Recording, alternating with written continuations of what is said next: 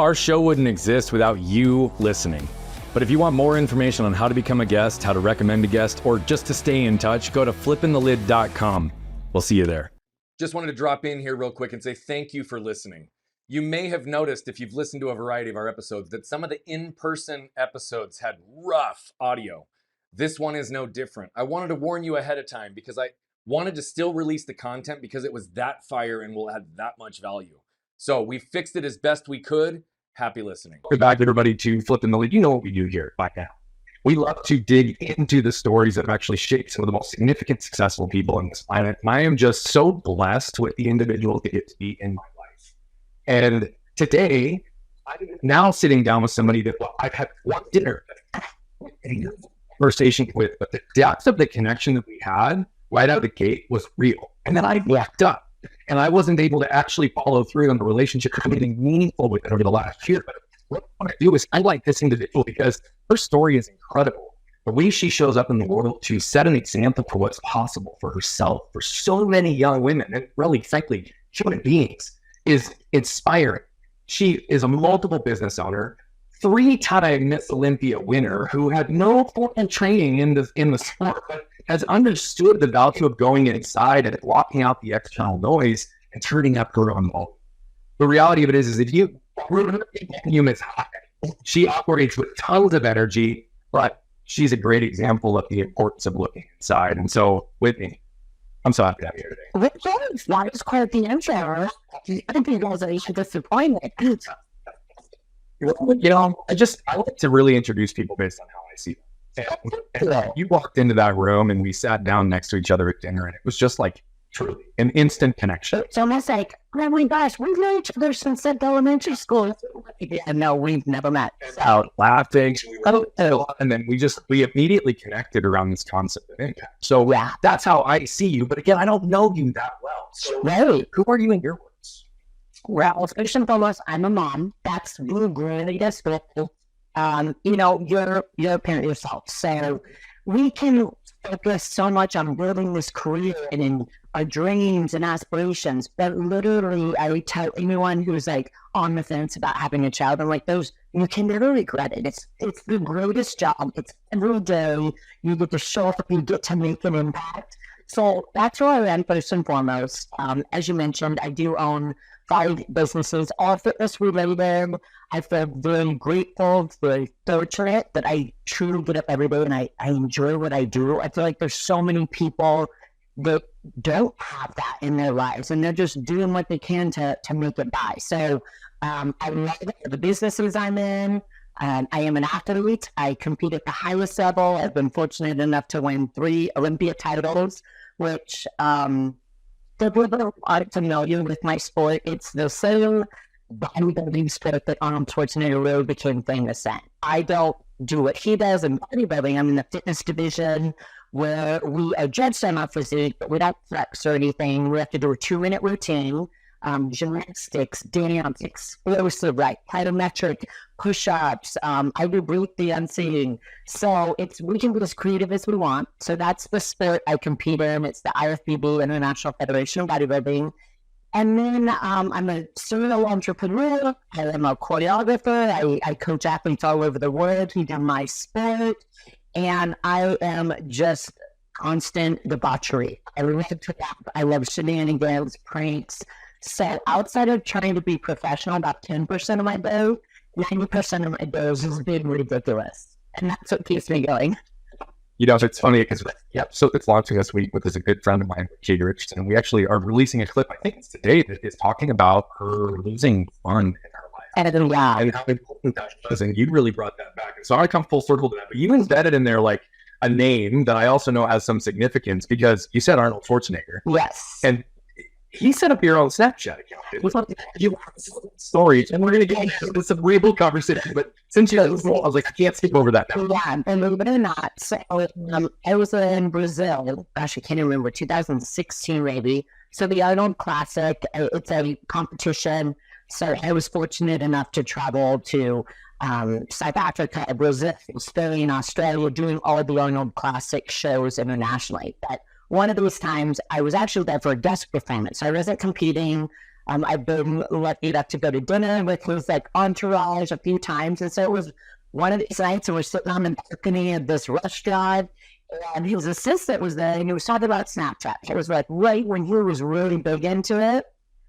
We don't use Snapchat. I had two sons who were young at that time, but they were talking about the funny filters. And I just heard about it the week prior.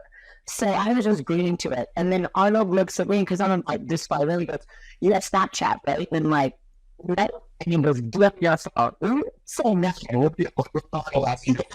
Yes, there you go. And then, so she was sitting there, we should take photos and video footage because my phone was like, this is crazy. You have Arnold who's actually setting it up. Yeah. So great, screen, it would everything. There was that, which I didn't know how to serve out of that. So I found that, and I have screen captures from someone else who serves it. But yeah, so random. That's amazing. Yeah, I mean, I don't know anybody else who has had an Arnold set up Snapchat. It's like just an incredible, like, small world connection. It's just beautiful. And I want you to come back to fun. Yes. Have you always had fun in your life? I've always tried.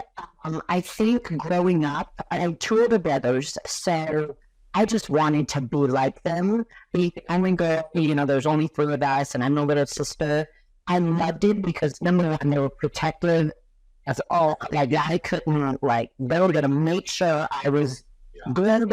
I mean, I was more scared of my brothers than I was my parents.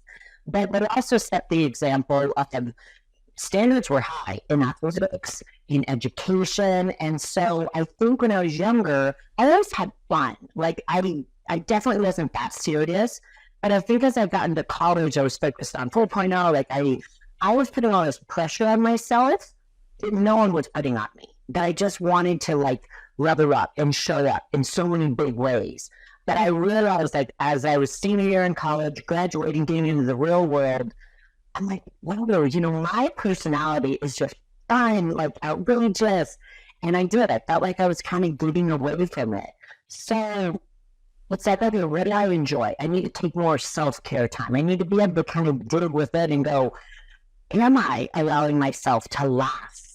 To literally laugh.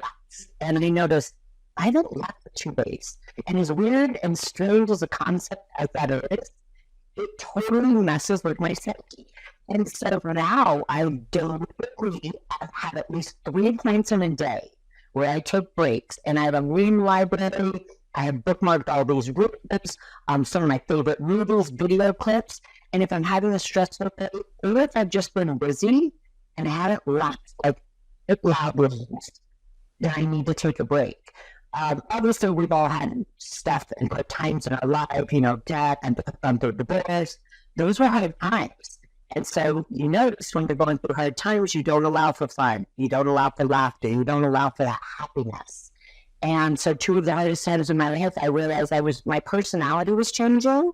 And my friends would say, well, Kelly, you're not really the same spunky, bright, vibrant person. I'm like, you're right. So I refuse to allow myself to ever get into that state again, because we can control that. There's always something that can make us laugh. I don't care how bad of a day you're having or how low throws you or laugh, but you can kind of chuckle to yourself, and it changes everything in your mindset. Yeah. So it's not always that way, but I feel like, thank goodness I had a good foundation for me to reflect and go, I have the ability to change this, to change it. Yeah, what I love about even just the simplicity of the out loud belly laugh is it really does have a physiological change in our bodies. 100%. Scientifically proven. Rob, there's no doubt about that. I'm curious, when in your life did you realize the physical benefit of belly laughing? Right after I graduated in college, and I was actually in the mortgage industry. Okay. And it's high intense stress. And I mean, I was working so much nonstop, and I was driven to the computer. And it was just these little, like, going out to lunch, because I had lunch breaks for like maybe 10 minutes. It's like, oh, we just got out early, and it was run out, grab food, come back and eat at the desk. But it was driving with 2 of my coworkers, and just vent, but we would laugh. It would refresh me to go back and be able to zone in. It was 10 minutes, and I thought, my gosh, I just need to break away. And it's, for more importantly, it was like the connection, I think. Because I could sit and watch memes and all these things, but a lot of times too, that connection to me, yes, it was totally different. So that's when I noticed it, because I would go and my only real break was that small plate of lunch, but I realized that's the only thing to get me through. And if I didn't go out to get lunch, or I brought it and I didn't have that time, I was less productive in the afternoon, way more stressed, frustration mother out of 10, and it's like, okay, there's something powerful about this. Now, I don't think I realized the full benefit of it yet, but I just realized I gotta take a quick break.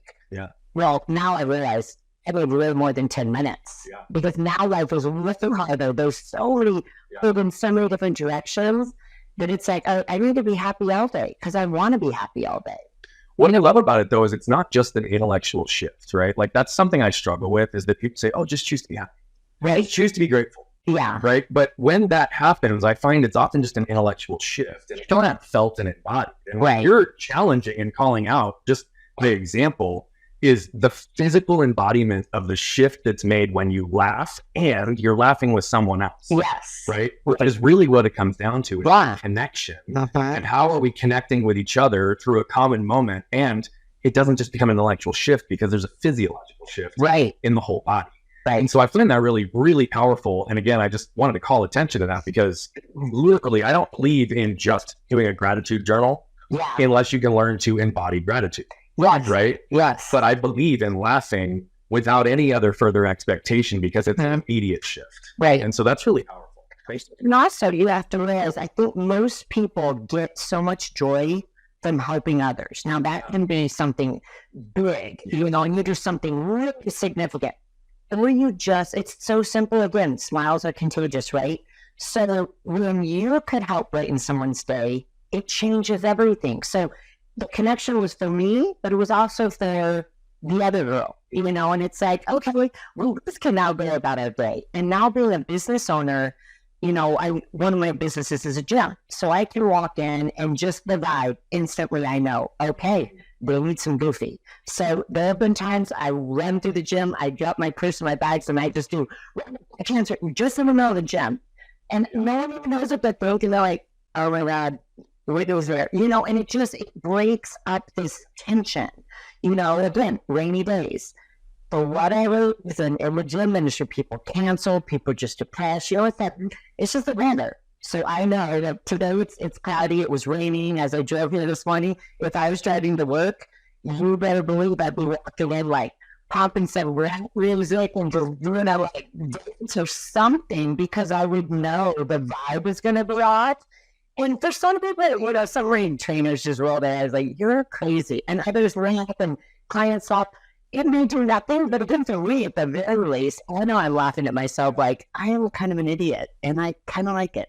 You're also leveraging the power of energy. Yes. Right? Right. I genuinely believe that all of us have the ability to influence the energy in the rooms, environments, and spaces that always.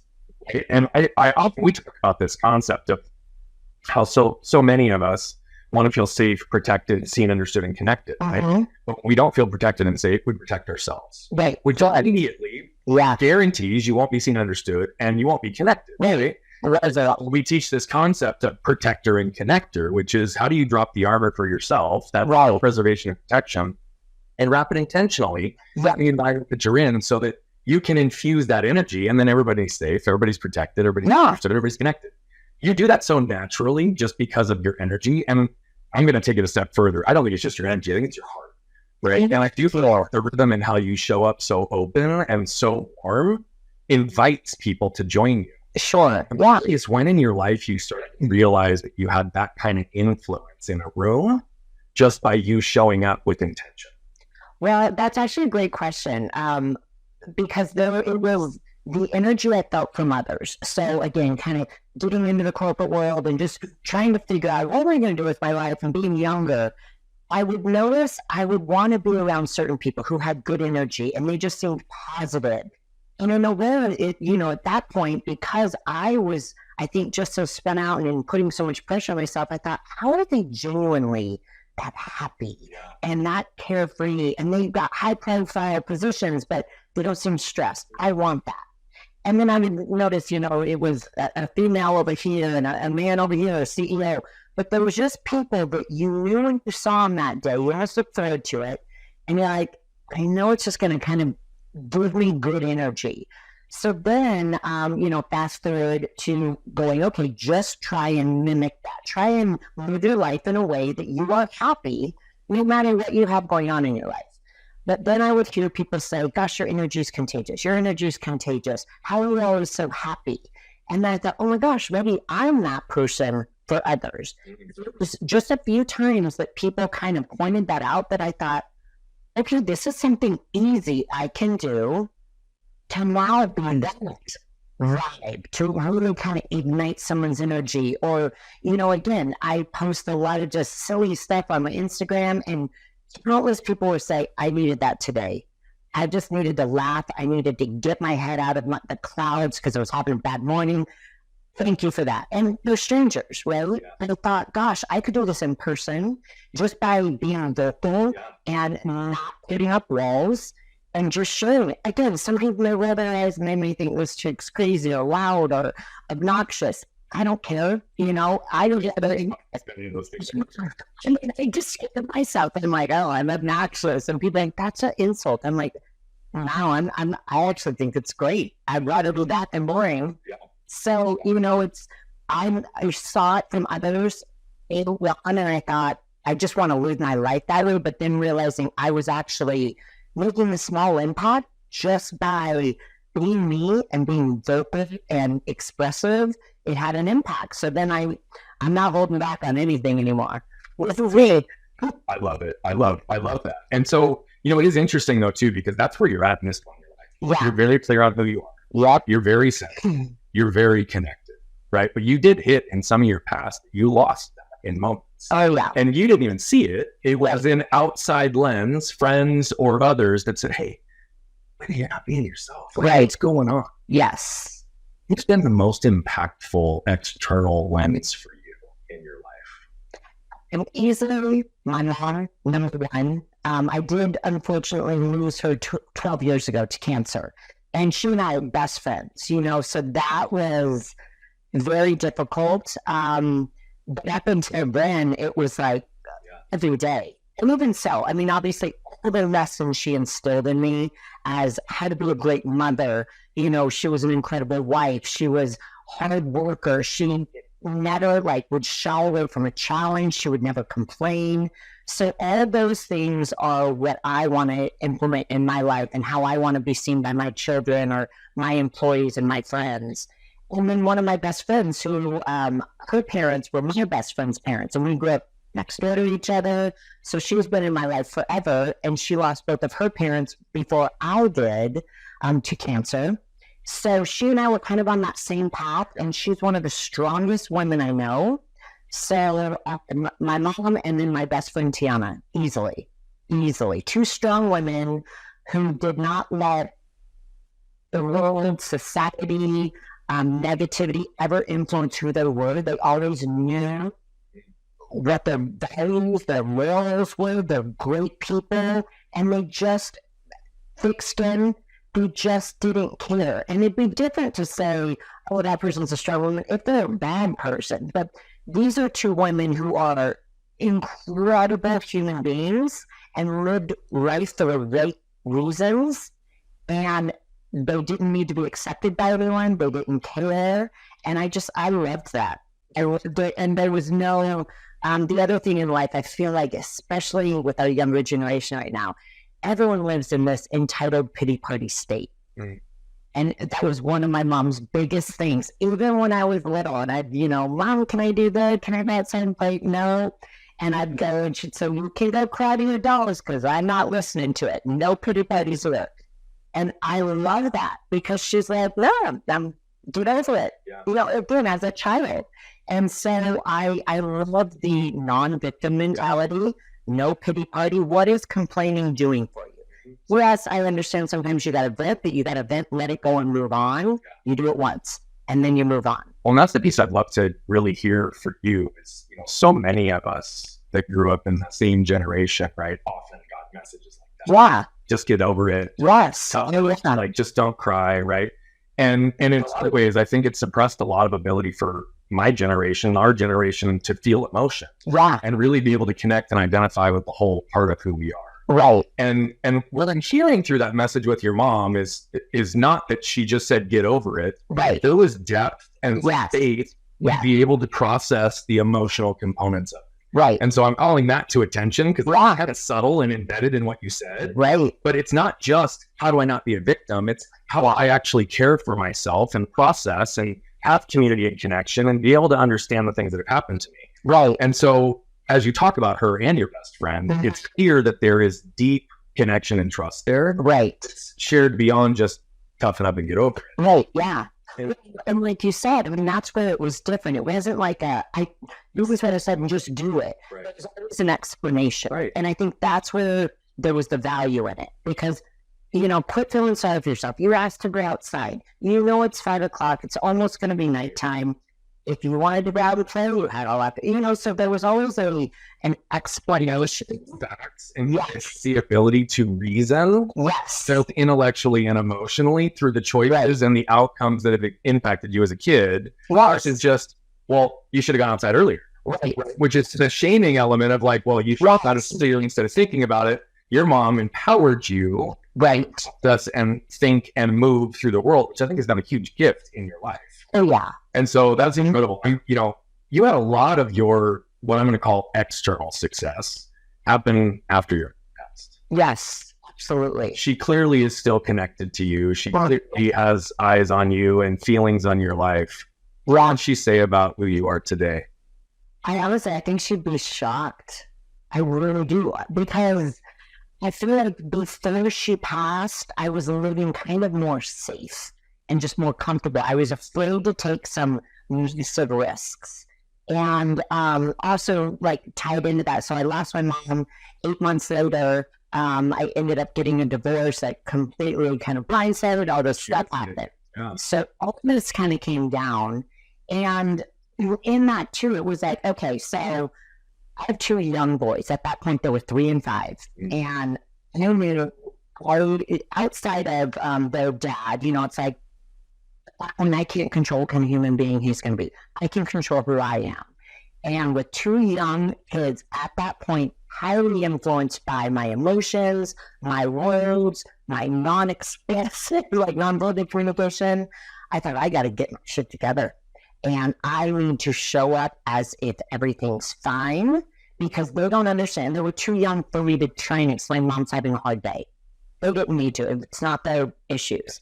So, it was almost like, okay, this is my chance to recreate and start the life as if I didn't have this already in place. So what would I do? What would I do if money was never an issue? If I didn't have anyone that I had to answer to?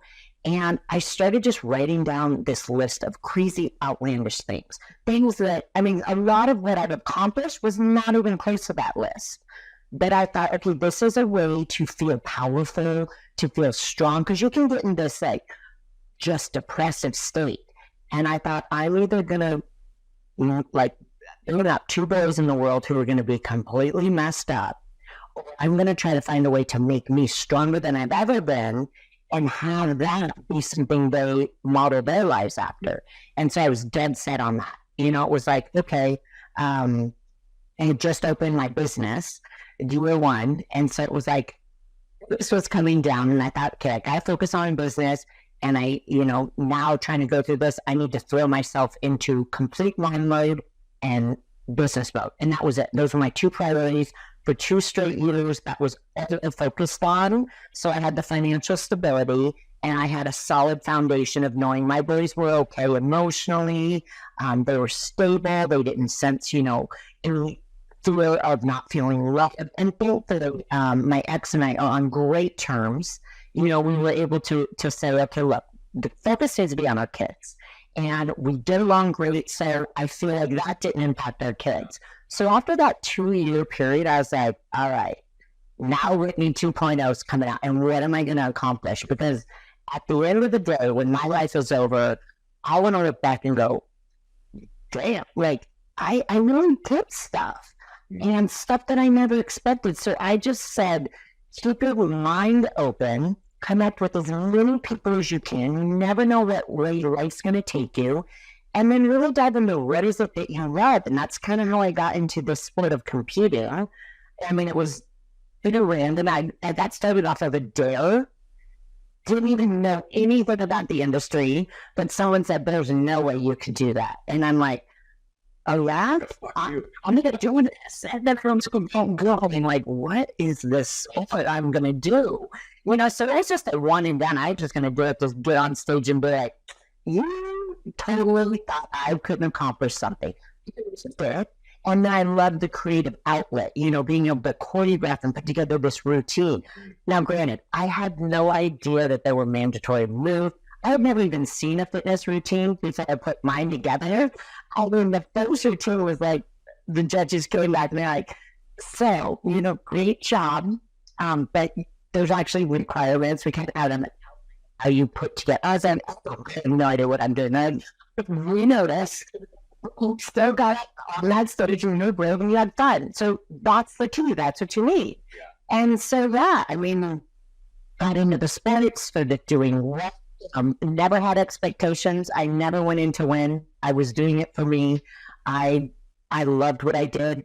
You know, again, I'm really unconventional in the type performances I do, like break dancing. And then I got started in this industry when I was 34. So I didn't start learning breakdancing until I was like maybe 40 and true breakdancing.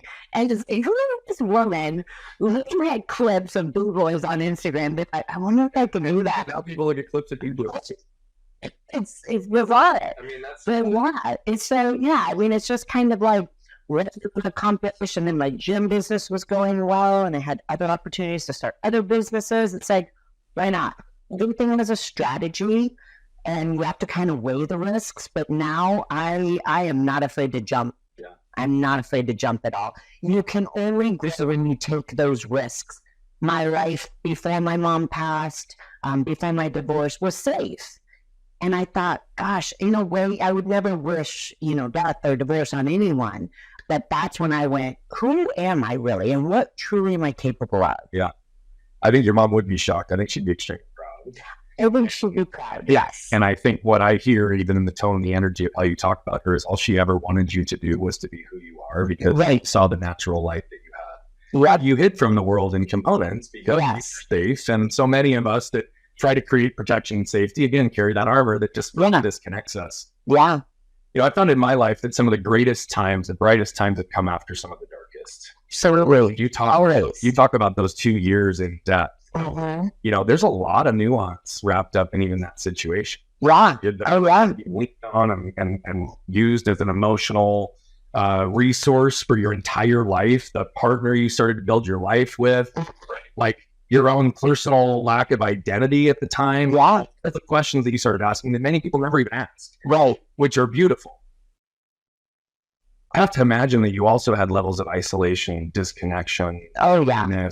Like, take us back to that time, because that's what I really want some people to understand is we look at individuals like myself, like you, it seem like we've got endless energy that bring opportunity into the world that are doing these things. It's like there's this perception that we have it all figured out. And I know that that's not the truth. Yeah, exactly. I also find that some of those darkest times really give perspective to those that are going through things currently. So can you help us understand, like, again, I know the decisions you made for your boys. I know I think you started last. Get us inside here. What were you feeling? What were you experiencing? Yeah. And put us in that moment. So being a coach, so at that time too, I was coaching athletes. I was a personal trainer, and I'm a friend, you know. So it's like I thought, okay, really, I'm not good at being fake. Like, if you want to know the truth, just ask me, and you'll see it all over my face. I can't lie. Like, so I felt like I was living a fake life. I was living a lie. And, you know, I sat each day, it's like giving advice to my clients, or my friend would call me and, you know, they may not know. Because again, I was isolating. I was trying to, everything's fine. I'm going to be fine. And a friend would have an issue going on, and I would counsel them and give them advice. I wasn't following any of my own advice. And so I thought, I'm a true fraud. And at some point, this is going to come out. So I'm being fake, like just be real. It's okay to not be okay. That's a fact. but I really admit that. And so that was just, and thankfully it was a very short period of time that when a friend would call me and they'd want advice, I'd say, you know what? I'm really struggling right now, and I can't be the fake friend right now to advise you because I can't even do that for myself. So, can we talk about it in a couple of days? I was going to get out of this bad moment right now, and I just stopped trying to help people immediately because I felt like it was creating this vicious circle of going, you're not walking the walk and talking the talk. Yeah. You're being a fraud. So, again, I'm the only one who can change that. And I thought, I know my friends would give me the same advice, so just take it. It's not going to change overnight, but you have to slowly go, okay, so it's like my client, I'm really trying to lose weight, but I just can't follow the diet. Well, you are making a choice whether or not you want to or not. And you're having these trigger foods in your cabinet. Don't put them there. So it's all these things that if you're on it, you can get it, but you need to do the work day in and day out. A girlfriend saying, I'm having this issue with my child or this relationship problem with their husband. I would give them the advice. Again, it's not going to change overnight. But for me, I just thought at some point, people are going to realize, and again, on social media was out this time, and I'd see these people that are, there's that saying, the ones who are preaching the most positivity are the ones who are on the verge of a mental breakdown. And I thought, if I don't stop the cycle, that's going to be me. Super positive Whitney, who's crying in the bathroom 2 seconds later. So I'm like, I just need to be authentic. I need to be transparent. I need to be vulnerable. Now, no one likes to have that, or me, but just acknowledging, today was a rough day, guys, or even to my clients saying, sorry, I'm not as joyful today. It's a rough morning, and everyone's like, oh, I get it. Yeah, you're human, Whitney. And I'm like, oh. Just in the moment, it just diffuses any energy that could exist if you tried to hide it. Right. And that's why we believe in our world, right? The true strength hides behind vulnerability. For sure. That is certainly what helps us connect at the deepest level. It's where we get transference and transformation, reflected wisdom of other people's stories. It's so deep. And, you talk about it again, there's so many of these embedded layers, but it's like, you talked about trigger foods, right? Yeah. I believe that people often believe they're stuck because they have the wrong strategy and tactics in their life. Sure. But it's never the strategy and tactics. Sure. I believe that 100% of the time it's tied to the trash in their past that's continued to show up that they haven't dealt with, identified, or transformed to allow themselves to move forward. And so what I'm curious about is, you talk about even in the coaching work that you do, whether it's nutrition or training, right? The emotional pieces that are that way. Yes. You're not only one of the world's highest performers by measure in certain categories, right? But you work with many of them yourselves. And you train a lot of people. Yeah. What role do you believe that the emotions, conscious or unconscious, have on outcomes of performance?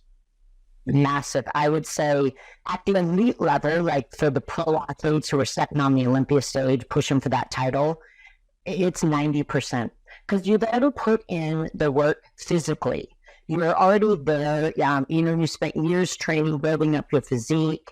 You've got the talent to perform an amazing fitness routine. But again, for me, it was learning. Because if you compare on paper me versus all these other people I compete against, I should have never won. I should never be top 3, top 5 in the world ever. Because I have no training, I have no background in it. There's skills that they can do, they can execute flawlessly because they've been doing it their whole life. And believed I could, and I believed in just being different, but that's what helped me stand out. There's always that thing that creeps in your head going, am I going to be able to pull this off? And am I being realistic? Yeah. And it's like, whatever. Mindset is everything. So for my top athletes, I coach them more on mindset towards the end of their prep because it's a hard sport, and you're depleted and you're dieting and you're putting yourself through hours of training and you're sore. Everything hurts. So what needs to be strong? On the days that your body's not strong or maybe your willpower's not strong, your mind can always be strong. And, girls have the doubt. They look on Instagram like, oh my gosh, look at how good this girl I'm going to compete against in a month. Look how I'm not there yet. You don't need to be there yet. Stay in your own lane. Focus on you. So it's huge. Now, early on as an athlete, I'd say it's less because you're going to get that belief in the power within you when you're ready athletically, and when you know that you've put in the work, but it takes a bit. But when you're at the elite level, you talk to any top athlete in the game, Tom Brady, Michael Jordan, like any of these top athletes, it's mindset going into these championship games.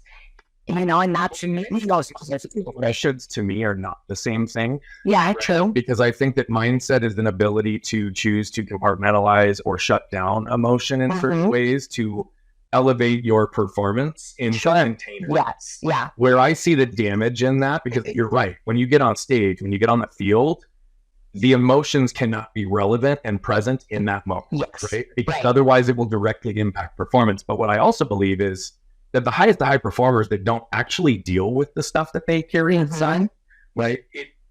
Mindset can only go so far. Right. Long it will start to crumble over time, and in particular in a sport that is judged. Yeah. Like it's not objective and non-judgmental. It's not subjective. It's highly judgmental. And as opposed to like strongman competitions, it has nothing to do with your physical ability. Right. It's not your training. It has everything to do with how the set of judges show up that day, rock your body compared to everybody else's body, and the lens and filters with which they're viewing it through. Yep. That's just the fact. Yes. So how do you, in a sport that's kind of that complex, that many people in it exist in elements of shame and fear of shame, navigate that internal side so that they can show up and have the mindset they need at the podium? And this is something too. I actually had a client last month who was prepping for a competition. It was kind of going into this. Yeah. She was putting her whole identity in the sport. And it's almost like, don't ever put all your eggs in one basket. So when your worth and your value is based on how you place in a subjective sport, you're setting yourself up for failure. Because even if you win Olympia title, the highest you can get, if that is where your worth is, you're going to feel like did I really earn it though? You're going to question it, even if that's your solo goal. So I think you cannot, anyone in our sport, you cannot put your whole identity on this. I've told all my clients, you got to view this sport as a hobby, because essentially it is. You need to have a career, you need to have a life. If you have a family, if you have a spouse, those things have to be important. And this is to add value to it. So if your emotions are going to be tied to that. If your identity has come through in the sport, and it doesn't work out, you're going to have the hardest time. And it's happened to a lot of top athletes where they went, oh my God, I cannot believe I couldn't handle that loss. And they go into this tailspin. One of the... never about that loss, by the way. It's all how that loss triggered something from their past. And so they weren't good enough. It's 7 on the field. Like, it's right in front of people. Right. And so even that great example... it is interesting because you see in so many cases high performers across the world, and I fit this definition for learn to receive love, validation, and connection through performance. Yes, but that's where that's that's exactly right. And so it's one of those pieces where oftentimes high performers, unless they have an outside lens or a level of internal awareness to, again, not have the identity tied to the outcome and lots of value. How did you navigate through that in your own life? Because obviously there were periods that you weren't yourself, you were not connected. Yeah. And again, you dealt with imposter syndrome when you were trying to then redevelop Whitney 2.0, right? Yeah. Because it's probably now Whitney like 12.0. You're in your evolution. So how does that concept of receiving love, validation, and connection through performance impacted you in your life? To be honest, what's crazy, and this situation had such a monumental impact of giving me the power to be me. Because I wasn't like all these other fitness athletes. Sure. So, it's like I have no gymnastics experience. I have no gymnastics training. Well, a lot of athletes, when I became a new pro, were doing these tumbling passes and these crazy things, and I'm like, I can't do that, but I need to figure out something. And again, I wasn't doing it to win. I needed the creative outlet. I just loved being able to come up to something. The judges didn't regularly like it, as long as I liked it. I remember the judges saying to me, you've got a lot of talent, but you need to conform, and you're not a standard fitness girl. So, if you really want to do well, you need to conform and kind of start doing a little bit of the things they're doing. For me, I thought, they're two times not boring, and I don't want to be like them. So even when you think you're kind of insulting me and trying to help me, that's exactly what I want to do. Yeah. Like, I'm different, and I need to conform. Well, guess what? I don't care if I ever win. I just want to be perceived as she's not conforming. Yeah. She's being true to herself. Yeah. And so from that point, it then kind of said, you're doing something right because you're getting noticed for being different. I want to be different. I don't want to follow the herd anymore. And I'm never win. Yeah. And again, I'm not doing anything wrong. So I'm not out there motivating people with my I'm going to conform. I'll just be true to myself and my wants and what I enjoy. And that, again, in a way, just helped influence how I was with business, what decisions I make. Some simple things on people at Hyper or, signing a lease agreement. All these things go back. What is your gut telling you? What do you want? Just be true to yourself and don't be influenced by others. Yeah. That alone was the one thing that I'm like, I established this great name for myself in the spirit that I was not like any of the others and I didn't conform. So don't be influenced by anyone else.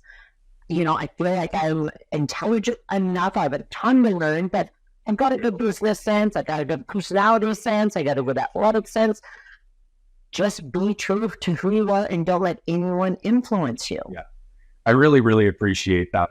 I'll say thank you on behalf of so many people who I know look up to you and for setting a model and example of what's possible when you chase who you are versus who the world tells you to be. Yes. And you're doing that so beautifully. A really interesting shift in my question here. I'm just curious. Yeah. You've got narcolepsy, right? I feel like, Yeah. yes. How has that affected your career and being a mother and overall performance? Because rest and recovery are really important. Yes. Push it to the level that you do. Yes. I have narcolepsy, cataplexy. So, but there's two different things. Narcolepsy is just like you get sleepy, daytime sleepiness. Narcolepsy, cataplexy, you actually pass out. So you can fall asleep at any time while we're sitting here? I take medication without thing. Absolutely. Yeah. And, obviously it's, I got diagnosed in college after 3 years. I'm not knowing. But it's like I went to LSU and I'd be in these classrooms and I just fell out in everywhere. Pencils, and it's like, oh my gosh, it's happening about 3 times a week. I was on top of the pyramid. So it was happening at pretty inappropriate times. Finally, I got checked and they're like, oh my gosh, yeah, you had clear cut, did a sleep study, all that. So, but at that time, they didn't have medication specific to narcolepsy. So it was a crazy little deal. But it's fine now, as long as I take the medication. Now, what's interesting is they would ask me early on. I remember my neurologist, I was in college, and he's like, so, you got to be honest. Have you ever done any hardcore drugs, like cocaine and speed? And I was like, no. And he's like, it's a dang good thing. Because with someone who truly has narcolepsy, you can't get the high. Really? So it's he's we're more susceptible to having an overdose, essentially, because you're trying to choose the high that all your friends are getting, and you're not there. So it was interesting to know that, thankfully, and he's like, this is an extreme case, but I'm just telling you right now, don't ever get into that. Because you could get high, obviously, but you're not going to have your body's chemistry, it's different. And so I don't take the medication to keep me on a normal level. It doesn't give me energy. Caffeine doesn't give me energy. My body's just different. So I can get to a normal level where essentially, if I gave you my narcolepsy medication, who knows? You might be a Tasmanian devil or something. But it doesn't. So the only thing it does do is it gives me the security that I know I'm not going to be walking down the street and passing out or driving, because it happened, I stopped driving in college because it happened 3 times while driving, And then, you know, I'm having jobs, so I would ride my bike. Well, then it would happen riding a bike. I'm like, what is going on? Right. So it's good because like now it's fine. But absolutely, if I don't take my medication, it happens. Big issues. Yeah, because when I was pregnant, I didn't take any of the medication because there was no research to say this is safe. So both times with both my boys trying to get pregnant and during pregnancy, I did not drive. I have a 2-story house, and my doctors were like, look, with stairs, you need to crawl up the stairs and you scoot down on your butt. So, yeah, I mean, everything. And, you know, I'd be getting dressed in the morning, my husband would hear me, and then come in, and, you know, again, usually you kind of start on you wake up. Yeah, it would happen all the time if I don't take their medication. I mean, it's kind of funny in a way. It is a little bit funny, but only once you understand the context and you get clarity and you know what it's saying. It's like, oh yeah, I can find the humor in that, but that's definitely one of those things that you're like, oh no, I'm driving a car and passing out 3 times and falling over with my husband, and it's real. Yes. You've always done things to the highest of high levels, and you know, you talked about ASU and you talked about being on top of the pyramid. You were summa cum laude, I believe, there. Yeah. So again, high performer in every capacity. You've always had this massive drive. But I believe you also have broken almost every bone in your body and had like 18 surgeries. Yeah. I've had lots of body trauma as well. Yes. Yeah. So I'm curious, what's the craziest story that led to a broken bone? Yeah. And like let's start there. And then I guess what would be the coolest surgery you've had? So probably the hardest and the coolest is I broke my neck, gosh, how many years ago? 5 years ago, maybe? So I had a 12-piece metal cage. Yeah. I kind of put me back together. And, you know, I lost full function in my right arm. I did it breakdancing, so I had this head spin. It was such a badass. I was popping to this. I didn't get the actual one when I broke it. I had one clip from an earlier training before I had it really good, but you kick up into it and you spin, and then you kind of flip out. Yeah. I wanted to, again, go faster and, you know, wind up and do more spin. So I went home, got my snowboard helmet that day, and it was on carpet. So I was like, I'm going to do it. Pretty much. So I ripped up, and I was doing like, I think I hit 6 or 7. And so I just kept doing it. Well, when you flip off, you pop off your head and your neck, and you kind of push off your shoulder to get to your feet. Well, it had way too much speed and went to flip, and it just went. And I was like, oh, wow. And I felt all this weirdness down my right arm. Well, I'd torn the shoulder twice. I already had surgery, tore this one. I thought it was a shoulder injury. Did you pop off? So I didn't even realize it was my neck. And it's not like I was laid out, like I was still functioning. So I kind of was like, okay, I think I'm going to not do that anymore today. I had no idea the extent of it. My arm was just like, okay, whatever. So this was in the morning. That afternoon, I was going to do some more routine practice, but I thought I'm not going to do anything with my arm. So I had this new flip with the run for it. It's this gainer, and you swipe and you do this thing, and then you land in a push-up. But I didn't have to really catch it with this arm. It's all this arm. It's a new skill. So I kept my face planted a few times on it. Same day that I did my neck. So after I think it was like the 3rd place plan, I was like, I'm just going to call it a day. Well, the next day I woke up and had the tingling, and then with a matter of days, it was numb all day long. Long story short, ended up losing full feeling. So in the process, I went to a bodywork person, and they were like working on my shoulder, and she's like, I went out your neck checkout, and she pushed on my neck, and like, you know, you can just feel people's energy. She's like, and I'm like, oh gosh. And she goes, what, you need to see a neurosurgeon. And I'm like, well, what do you mean? And she goes, I'm not touching it. Like, I just got chills talking about it. She goes, we're not doing anything today. She knew I broke my neck. She didn't want to tell me. Right. But she was so adamant about it. Fast forward, and then they're like, you need emergency surgery. Because if I just got really, they're like, your neck is just, you were just moving wobble right now. So I lost full function of the arm, did the surgery. You know, it's 50-50 shot. They said if I'll ever even have any feeling in my arm. But my boys were so young, I thought, I've got to be able to hug them for the rest of my life. I've got to be able to throw a football.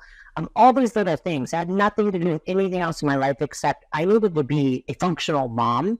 So I said, I'll do the surgery. I'll do whatever. And I remember waking up from surgery and I went like this and I felt it hit my arm. And I'm like, with Dr. Stavats, he goes, I got this. I'm fine. Because they said I wouldn't be able to say yes or no, no left, right, up, down. They said I wouldn't have. Because, I mean, it was a double fusion, metal cage. And I was like, And look at you now. yeah. I'm like, I will be fine. You watch, I'll be fine. And he loved it. It was a challenge. The surgeon's like, I believe you. So, yeah, I mean, I won my first world championship title 9 months after breaking my neck, which was, kind of crazy. But I was like, let's do this. And maybe not the smartest thing. I probably should have heard a little more. But it was a crazy surgery. Definitely the hardest recovery. I like I said, I've had 18 surgeries, so I'm accustomed to it. But that was by far, I mean, that's brutal. If anyone has to have that type of surgery, just be patient. You would have Dude, you got depth. You got all these stories related. It appears like the sky is the limit for the female fitness industry right now. Yeah. And I think that, there's lots of narratives that are out there, and I'm just going to call a very obvious one into attention. Sure. Curious, right? Like, Yeah. do you walk the line between fitness and exploiting a sexy body? And then the other question would be, would your male counterparts be comfortable answering that same question? Good question. I mean, to be honest, it's like, especially being a mom with two boys, the friends are on social media. It is a fine line. And it's hard because I do a ton of photo shoots, these magazine covers, and there's all those ways you can do things tastefully. And so, again, I've been pitched some crazy things, and I always laugh, and I believe as I'm a mom, right, with two boys, wrong person. Like, there'd probably be a ton of people who would take this incredible offer. I can't be influenced by money. That never fazed me. It always goes back to morals and values. What would my dad think? What would my brothers think? What would my boys think? And, if I send it in my life, and there had been times, so I'm like, would they be okay with this? Because at the end of the day, steps that forever. So I always try to do everything tastefully because, like I said, there's always a girl who doesn't care and she'll do whatever. I will never be that person. And again, it always goes back to, I want to be known first and foremost as a mom and a good mom. I love that. And then anything else I accomplish in my life, in my fitness career or in my business career, that's cool. But this needs to be something that is never tarnished. And you can easily tarnish it with the imagery you put out there, things you say, how you act. So, again, there's always going to be someone who will do it. I'm not your girl. I'll do tasteful stuff, classy stuff, because, again, I'm trying to influence how to do things the right way. You don't have to be over here. And in truth, when I first got into the industry, I was like, oh, is this what you have to do? Do you kind of have to be seductive and, posting selfies and look at the weather and it's your boobs, your cleavage? I'm like, that is not me. And I couldn't do that with a straight face of my life dependent on it. So we love this is boring. See you forced into that situation. I'll think you do it. I got it would trust me. My friends and I did plenty of dumb stuff. The bread, as long as it's goofy, I'm cool. But trying to be serious about stuff like that, no chance. Sean, it is. Again, obviously being divorced and being sick for years, and I've had, relationships, but it does. It takes a strong, confident guy who understands what I do, but more importantly, understands who I am. I hate compliments. I hate people who, think that I'm on a higher pedestal than them. So I'm not easily swayed. Again, I go to these events, these fitness competitions with amazing men that look incredible. It doesn't phase me. It doesn't phase me. And so, being serious, there are plenty of times I'd meet someone and, that first date, and I'm like, there's a connection. And they're like, yeah, no, I don't think I can date. I am not confident enough to be like, oh yeah, you go do your thing in your world and not kind of mess me up in the head. And I'm like, well, I appreciate your honesty because I'm good at it. Yeah. But I would never want to be with someone who was questioning my moral integrity. I guess so. I think that's beautiful that you're so clear on that you see that you've been in situations where people have honored that. That is interesting because I do think that whenever there's powerful women, regardless of the package that they're in, there are many men who struggle to exist in that space. And I'll tell you at least my perspective, and this isn't me trying to create contrast, but I'm better every time my wife is next to me and every time she shuts. Yes. That's part of the reason she was the first episode on the show. That's part of the reason every time I'm on stage, if she's able to be there, me, whatever. Yes. And when she stands in her power and her potential, we're all better. Right. And so for me, like it's never been a conflict. It's I always want my wife to see herself the way I see her. Yes, for sure. That's really critical. And I love that, but I'll be honest, that is so rare, but that's where it should be. I want to empower your life to be better, and I want to have a positive influence on it. I don't want to cause any harm. I don't want to cause stress. It needs to be mutual. Like, I like to really push me to be better and achieve more things and reach bigger goals. Like, that's what's great. I was pushed back. Right? See? Literally, the second she did, I was like, sure. I mean, she truly has always been there to, one, know who I am, my intent, and my heart. Sure. And ensure that that's being congruent in the actions that are taken in the world. Yeah. Because that's also one of the things that makes us feel most disconnected. I'm really curious, what would your boys say about you? Gosh, it's interesting because they've been interviewed a few times recently. So they're 16 and 13 now. So they're in the teenagers. And, growing up, people would say, so what does your mom do? And she does backflips for a living. That's all they really knew. Like I have a job. I know that it was kind of cool that it was backflips. The episode was a phase where, having muscles, I'd go to the school events or whatever, and they're like, your mom is, yeah. So there was a stage where my youngest Jake was really embarrassed. Yeah. That's hard because I'm like, okay, but again, I'm not trying to feel that. So I would wear jackets and stuff. And then it was just weird. I explained to them one day, I said, hey, do you get made fun of? And they said, well, yeah, they act like my mom's angry and just always, they don't want to come over because you're going to scream. And it's hilarious because I don't scream. I'm excited, yes. I would explain, I said, the thing is, do you think I'm scary? Do you think I'm scary? He's like, I've never even heard you scream. So I said, that's all you need to do is just understand that I'm not a bad person, and people in life are going to say things about you, about me, about your brother, about your dog.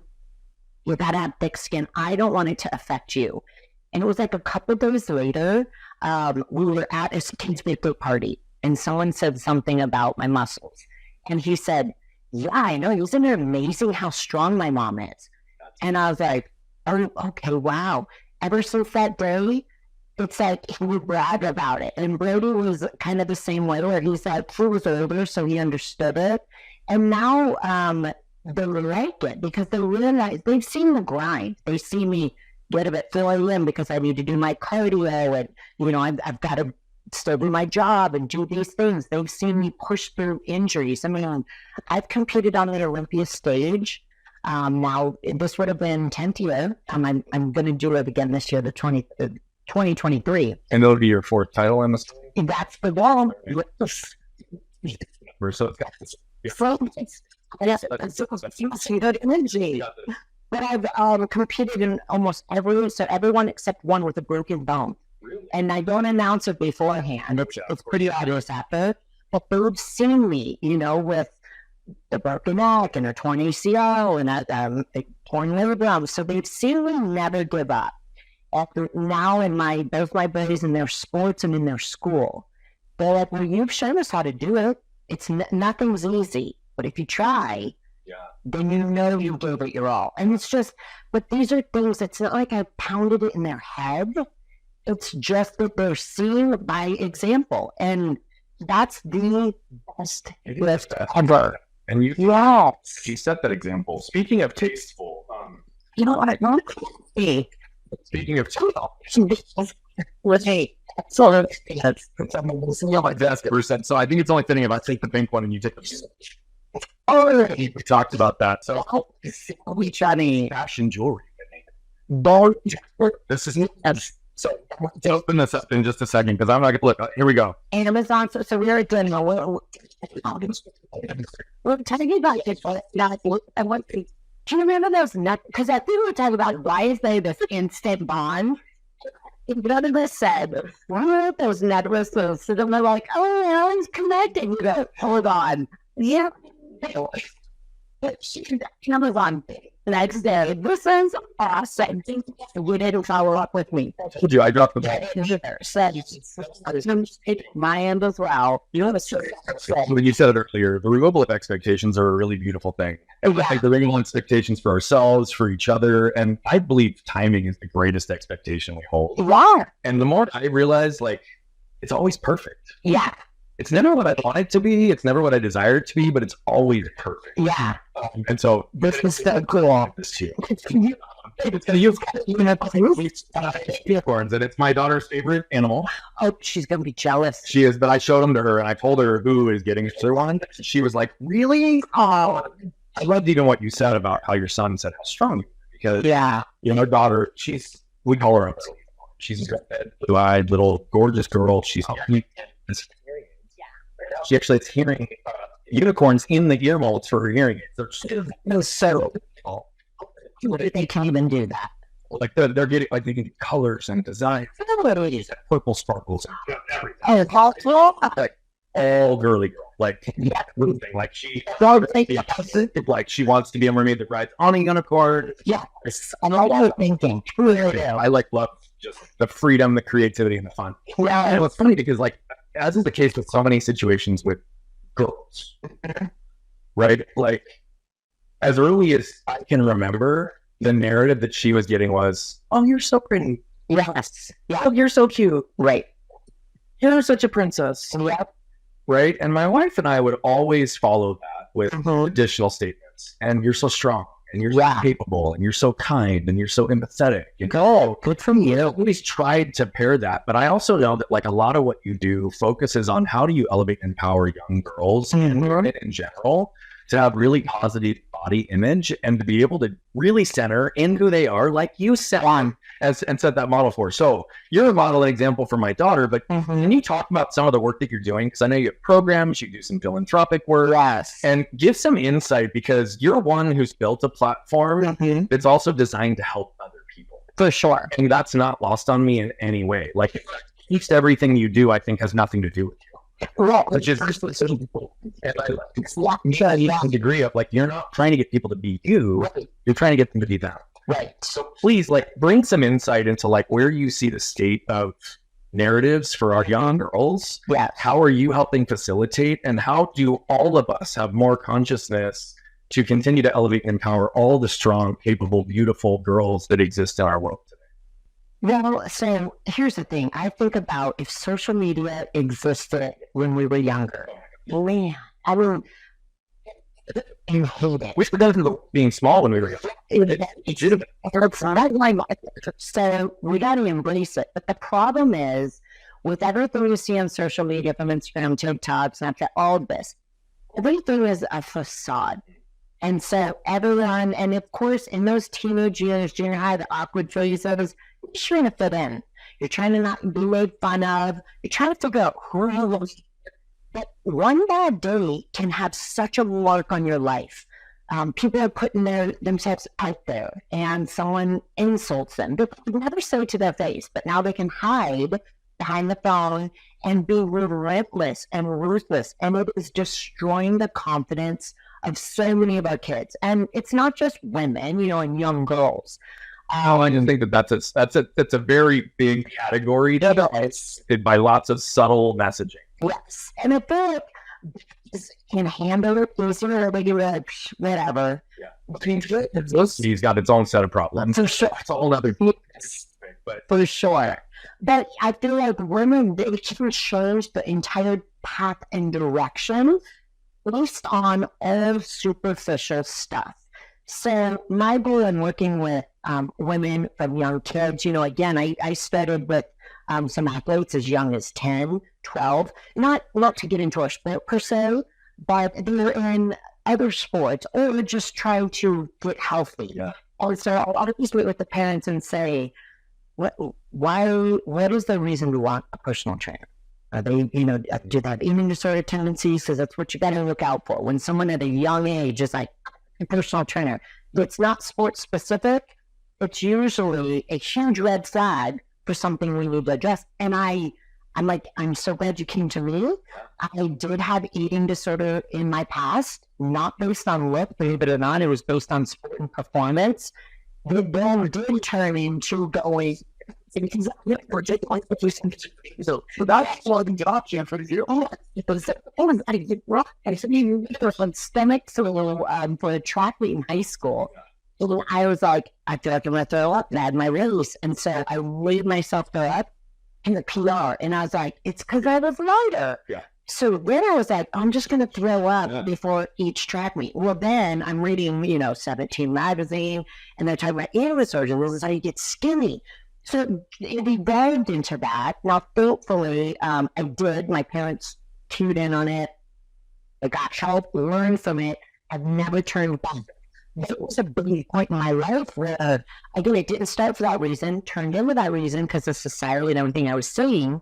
But I can identify a lot of these red flags. And so many of my friends will say, so my daughter wants to, and I'm like, oh, you need to be careful. She's showing signs that you've got to pay attention to.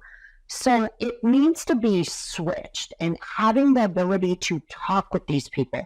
Again, people just think it's so cool I do flips. So for what reason, I'm now this credited resource of being a female adult woman who is strong, who gets to do fun things and be successful in the career I chose. And now I have this experience to say, don't worry about what you look like on the outside. You got to focus on, do you have a brain? Are you intelligent? Are you living your life the way you want? Like, what excites you? What ignites you? That's what you need to go after. Then you need to be able to be physically strong, protect yourself. Don't ever be in a situation where someone can attack you, mug you, whatever. And guess what? When you actually kind of look strong, when someone's looking for a victim, they're going to go, not her, So again, there's so many different things. So strong physically, strong mentally. And then guess what? Your beauty does amount. You could be the most beautiful person. I know so many beautiful people who are tragically messed up inside. And it portrays extra. Yes. Yeah. So, again, it's sharing, because I do know that so many women are like, your life is perfect. I'm like, oh God, no. That's why the show exists. Yep. And it's just showing that. And like, I'm just like you. And then it changes it where they're like, okay, so you haven't gone and got cheek implants and you don't focus on, doing extreme stuff to diet. No, I'm not focused on the exterior. I want to be brilliant. I want to be amazing in what career I choose. I want to be strong and powerful. And they're like, yeah.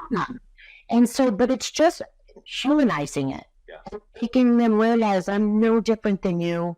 We share the same mental struggles. We share the same thought processes. And if you think I'm amazing, let's make you amazing. What it takes is you following your heart, doing what you want to do, and you got to block out this noise of perfection.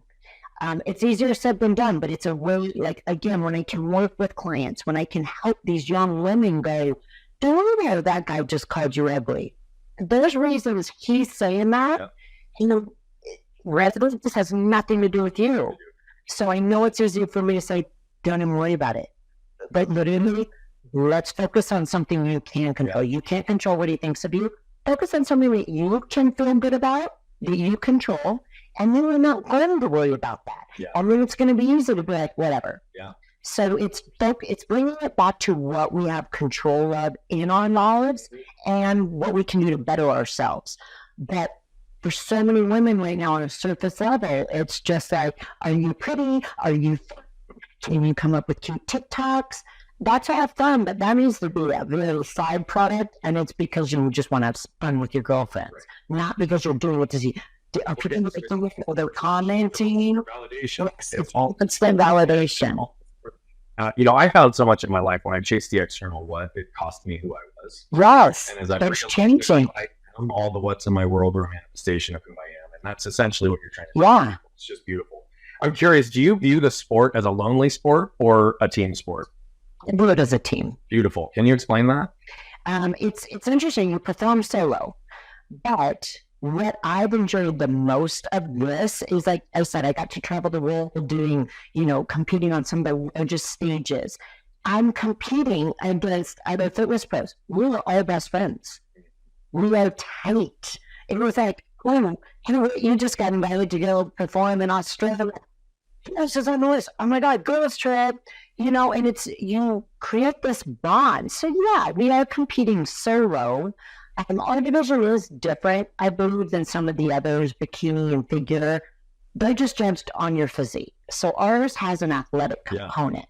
So we are different. You may have a lyrical dancer and slow, and then you have new hip hop, b-boy girl. You have someone that does a gymnastics type routine. Really, you're not comparing apples to apples. So I feel like we've been able to appreciate the grind and the struggle to get to show day. Yeah. And all we do is we sit backstage and we're like, okay, don't get hurt. Hopefully she nails all her skills. Her back step was a little off, but no one noticed. But we know because we do the split. Judges didn't even notice. She pulled it up. So backstage, like again, I got chairs. It is no injuries.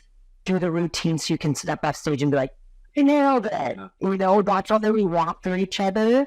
And then as a coach for athletes, we have a big two, and there's zero cattiness. So, sadly, there are people like that in the world. There's plenty of competition prep teams out there. It's not for us. Yeah. So when there's cattiness and you're not supporting or cheering each other on, it doesn't work. And we've had a few situations where he said, I think there's a better team for you. Well, I mean, it's too. It's so funny because I don't care if you're in the world of business. I don't care if you're in politics. I don't care what it is. It just seems like we're in this constant divide and competition between which side is right. Yes. Right. And what you're even just so subtly embedding is even on stage, yes, it's a solo sport. And you say we're competing against each other, but again, it's a subjective judgment sport based on the whatever the judges see or don't see. And so really all you're doing is competing against your last self, your best performance, where you are today, and then the judgment is going to shake out where it falls anyway. Right. Which almost has nothing to do with anything beyond the judges in the day. Which is what it is. So I really appreciate how you talk about that. You don't just compete yourself though. You actually host a show. You're correct. Can you just talk a little bit about the differences between being a competitor and hosting your own events? World Classics. We know about Olympias. Yeah. What you're doing and why you're so intentional about building your own stage for people to perform on. Yeah. So here's what's kind of different is even at Olympia. So I'm an athlete. I compete. I'm also coaching people I'm competing against. I do their choreography. I do their diet. So in a row, people are like, that's not fair. You're going to sabotage your body because you want to win. And it's about from the choice. Totally. And again, you're not comparing apples to apples. Yeah. So it's kind of an interesting thing. So for years, people realize on Olympia Day, I'm also in athlete mode focused on myself, but I also am getting 3 girls ready as they're getting to do their routine and getting them, okay, let me see your posing, let me change diet. So and I love it because I'm wanting the best for them. So then I had this opportunity to go, okay, you can handle being an athlete and a coach on the same day, on the biggest day of the year, because Olympia is like the Super Bowl of our sport. Let's give you an opportunity to put on a show in Arizona. So I had the Whitney Jones Classic. It's every fall in Arizona. This year it's October 7th. And it's the largest fitness competition in Arizona. So we have all divisions for men and women. And it's totally different. I mean, being an athlete on the stage, you don't pay attention so much to all the details that go into putting on this massive production, from the stage to the lighting to the sponsors to all the vendors that are there to getting all the athletes to, you know, the team that's backstage and the expediters that are getting the athletes ready and the tanning, and it's insane. And so I had this opportunity come to me, and they said, you know, I'm going to won Miss Olympia that year. That's what kind of propelled it. And they said, we're going to give you a shot. Do you know how to do this? I had no clue. So I was like, yep. I am so good at this. I've had some great relationships in the industry, and I called 3 promoters who do this in their local state, and I said, pick your brain. I really need your help. Here's what happened. Like, I got you. When do you want to meet? So I flew out and met with one of them who basically kind of said, here's the things I've learned. So this is where network and connection is so powerful, because you never know when someone you met 2 years ago or whatever, who you connect with, and you see that they genuinely care and they're willing to help, when you're going to go, okay, remember you said I could call you? So I did. I did research, and I love the challenge because, again, it takes me out of that comfort zone. But I thought, how cool would it be? They're going to put it in my name, and I get to create the show. So I did. We're now in year 5, and it's been amazing. And the thing is, like, I remember what it was like to start. And I love this amateur, that first time show of going, this is scary to get up on stage. I'm going to be in a bikini. They're going to be judging my physique. But then I remember my family was there, and like, it was so cool. So I love my show because it brings me back to where it all started. And again, I mean, there's people who step on stage, they have no shot of winning. Those are the people I love, because they're so proud of the transformation. And you know, like, there was this girl at my most recent show, probably 35, 40 pounds overweight still. Looked amazing. Her confidence, but she walked out and did this catwalk strip. People stood up, and I'll be honest, you know, sometimes you don't know what to expect. And I thought, oh gosh, I just hope someone in the audience doesn't make a rude comment, because this girl is doing it, and she is so proud of herself, and she owned it. And I think for the fact that people in the audience were going, this girl looks good. And yeah, she's not skinny mini like these people on stage, but she walked out, and I mean, she was so. That's the thing, is like, to your whole point exactly, you can have a beautiful person who doesn't have the confidence and Yes. as beautiful as someone who might not Yes. to our physical standards as beautiful, but portrays this light and energy. I mean, look at Lizzo. Yes. Lizzo's a beautiful example. Like, as a father of a daughter, she exists as a role model in the world, Yes. because that's what, like, she just owns who the hell she is, and she is confident, and she's self. Like, I love that. Yes. And so I'm really happy that you took it there. Yeah. And having that platform is what's the coolest. The people in their journey, giving them a stage to be recognized and appreciate their journey and have their family and their friends. And the best, oh my gosh, is the kids. And, you know, then the show, my dad, well, I mean, it's just the cool, because it's, again, there's so many things you can do in life that aren't setting a good example. And yeah, if you spend your life in the gym, it's not. But you're showing a healthy outlet. You know, it's like you're working to improve your health and, you know, get in shape. And as parents, we can be sedentary, but our kids aren't. We can flip and park with them and still at their level. So I like to create a family atmosphere. My show, it's a party. I'm like, you are coming not to just watch a show. Yeah. I mean, Mario, it's a lot of fun. It's a lot of fun. I would love it. So we may have to come support you. We're 7. That'd be great. I would love to have you, if you have a desire to, leave with a closing thought for our audience on anything that you'd like to say, promote, or do. And I want to make sure that you at least weave in there how they can find you, because I want everybody to be able to get in touch with you. Sure. I don't want it hard to find. All they have to Google you, go any social media, see her. I'd love it if you could just leave us with a closing thought. Sure. The biggest diet I always had is to live fearlessly. That's it's my clothing brand, Fearless. there's so much power in that, no matter what you're facing in life, whether it's a personal struggle, whether it's a professional struggle, whether you're just living in fear of, being your best, true, authentic self. Look through it, say you have nothing to lose. You got one right to live. I mean, if you can't live it to the fullest, that's on you. So go out, do crazy things. My favorite thing is when you say, this is my goal to someone, and they say you're crazy, you're onto something. So that's my third push for everyone in the world, anyone I come in contact with, is how can I support you? How can I make you believe in yourself? Because we all have such limitless potential, but it's all within us. So I'm here to help however I can. My website is fitwithjones.com. All shown. Yes.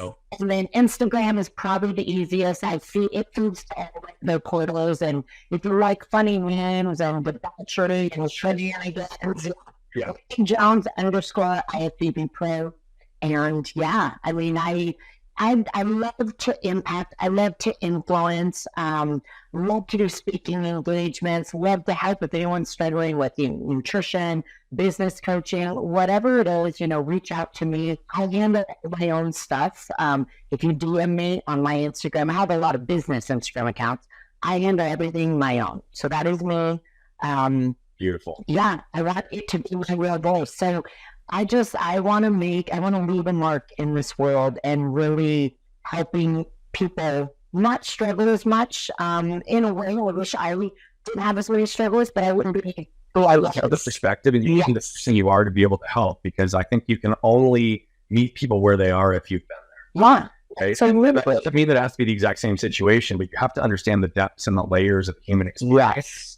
Because that's how you can connect, right? My story is very different than yours. Yeah, for sure. You and I both have a mutual vision. I mean, we're going to impact over 1 billion lives as quickly as possible. Yes. There's suffering that exists on this planet, largely of which is internal. Right. Thank you for who you are and for how you show up in the world and for joining us today. Well, thank you. Yeah. And for those of you that tuned in, what I want you to know is she is an example of what is possible when you actually look inside. When you don't take no for an answer. When you live life in a way that you can go beyond the expectations that have existed for you, and even through moments of struggle, even through moments of hiding, even through moments of not being yourself, you can connect deeply with yourself and with others through just a simple value. And allow yourself energetically to move in your life. So whether it's a broken neck, whether it's absolute eating disorder that's keeping you in a different place, the only way that you'll identify and take out the biggest problems in your life is if you learn to go inside and have the desire and courage to stand in your truth. Whitney has done that, and she's showing all of us what is possible. To win 3-time Miss Olympia with no formal training, no goal of doing it, that's not by coincidence. It's by vision, by connection, and who she is. You can do it too. So remember to flip your lid and scan your game. What you can probably tell by now is that I love telling these stories, but what I love even more is the impact that's coming from them. You see, we're on a mission to impact over 1 billion lives as quickly as possible, but to do that, we need you. See, we believe that moved people move people. And so all I'm asking is if you've resonated, connected with any of the messaging, please consider commenting, sharing, leave a rating and review. Thank you so much for tuning into Flipping the Lid. And if you want more information on the show, how to become a guest, how to recommend a guest, or any of the other details, head over to flippingthelid.com. We'll see you there.